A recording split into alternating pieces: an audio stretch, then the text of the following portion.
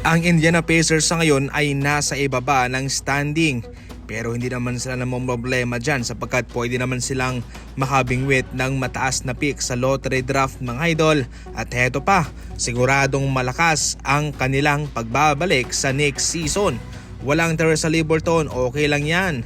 Dahil mayroon silang malaking pinaghahandaan itong si Ivica Zubac mga idol. Gaano nga ba kalakas itong Indiana Pacers kasama itong si Zubac? Mas magaling pa ito kay Miles Turner mga idol kung ikukumpara ang kanilang laruan sa ngayon. Gagawin din pong advantage nitong Indiana Pacers ang kanilang experience sa finals para sila'y makabalik doon, especially itong si Pascal Siakam na napakatahimik lamang mga idol pero napakalalim ng naidudulot na tulong para sa kanila. Ang kanilang potential starting lineup dito ay sina Tyrese Haliburton, Andrew Nembhard, Aaron Nesmith, Pascal Siakam at Ivica Zubac. Nagagamit ng Clippers itong si Zubac ng nasa 32 minutes nung nagdang season.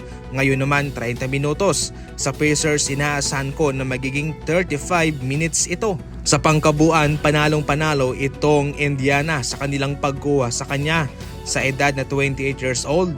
Long-term jackpot ang Pacers sa kanya at bata pa naman si Tyrese Haliburton at alam nila yung kanilang kakayahan na makabalik sa playoff, sa finals. Siguradong magiging interesting at exciting ang mga susunod na season para sa mga fans ng Indiana. Samantala, gaano nga ba kalakas ang Golden State Warriors sa kanilang panibagong lineup sa ngayon? Stephen Curry, Podziemski, Draymond Green, Al Horford at itong si Kristaps Porzingis.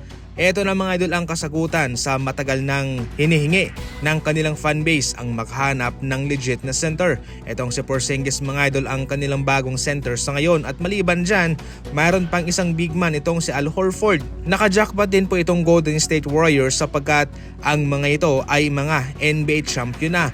Mayroon na silang experience sa kampyonato sa finals kaya malaking boost ang kanilang maibibigay para kay Stephen Curry. Alam nyo mga idol sa totoo lang magiging interesting din pong panoorin itong Golden State sapagkat sa dami ng kanilang magagawang spacing ay maraming mabibigyan talaga ng open shot para sa kanila. Marami naman ang nagtatanong kung bakit nga ba hindi pa i-trade ng Golden State Warriors itong si Podziemski. Ito'y marahil kanilang tinatanaw ito bilang kanilang foundation sa kanilang hinaharap.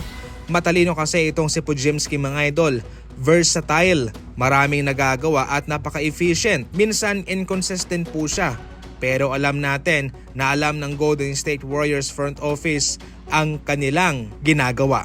Pero hindi rin po may tatanggi na mayroong malakas na impluensya itong si Coach Steve Kerr sa kanya kung bakit hindi siya na-trade. Sa totoo lang, kung ire-recommend ni Coach Steve Kerr na ito i-trade, papayag ang Golden State Warriors dito. Pero kung walang rekomendasyon ay hindi po nila ito gagawin. Gayunpaman, malaking tiwala ang kanilang ibibigay sa ngayon kay Podziemski. Sa pangkabuuan, dahil sa Twin Towers sa ngayon ng Golden State Warriors ay magiging madali ang lahat para kay Stephen Curry at kay Draymond Green. Siyempre, sa kabilang banda ay mapapadali ang pag-alley-oop pass dito ni Stephen Curry kay Porzingis o sa kanyang outlet pass para kay Horford sa isang tres.